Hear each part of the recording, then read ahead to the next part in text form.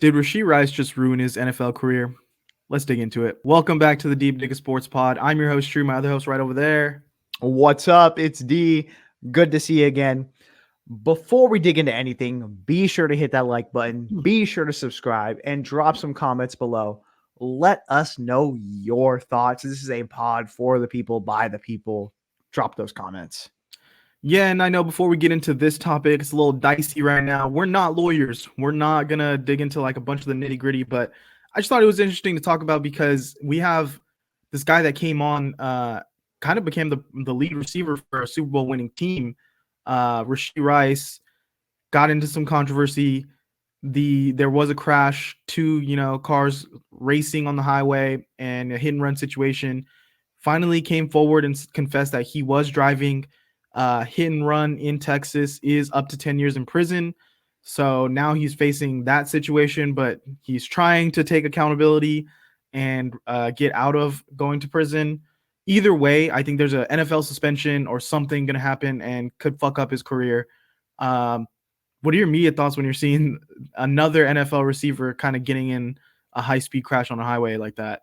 Immediate thoughts about just in general, like, hey, that's what happens. Like, again, I've listened to multiple books. I mean, I'm not a big reader, but I've listened to multiple books about NFL and NFL players. I've watched multiple documentaries. I'm big into it.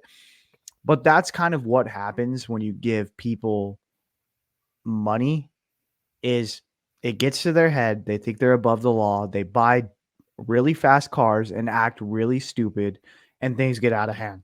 Specifically with this one, as I'm seeing it unfold, when your lawyer drops like a notes app basically saying that, hey, you know what? I know Mr. Rice has done this, but let's talk about everything else he's done. The good old, hey, you know what?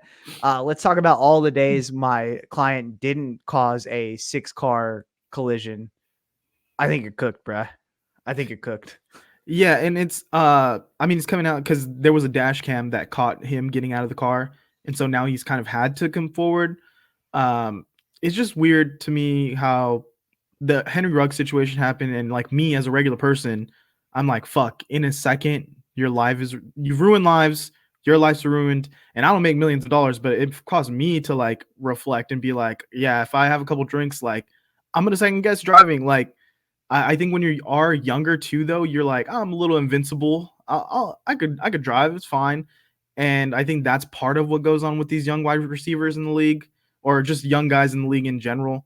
But yeah, you got to be smarter than that. You're in a team that where Andy Reid's son got in a DUI crash a few years ago, and so I'd like to think that they're addressing that inside the locker room, and they have some classes or have Patrick something. Mahomes' These dad, people. just before the Super Bowl, got into like where he was in his third DUIs, facing up to, I think, 7 to 10 years in prison. So it is something that is around this team. I don't know if it's specifically like this team because again, we've seen it throughout the league, but it is something that you should be telling people, like harping on, like, don't be doing dumb shit in your car.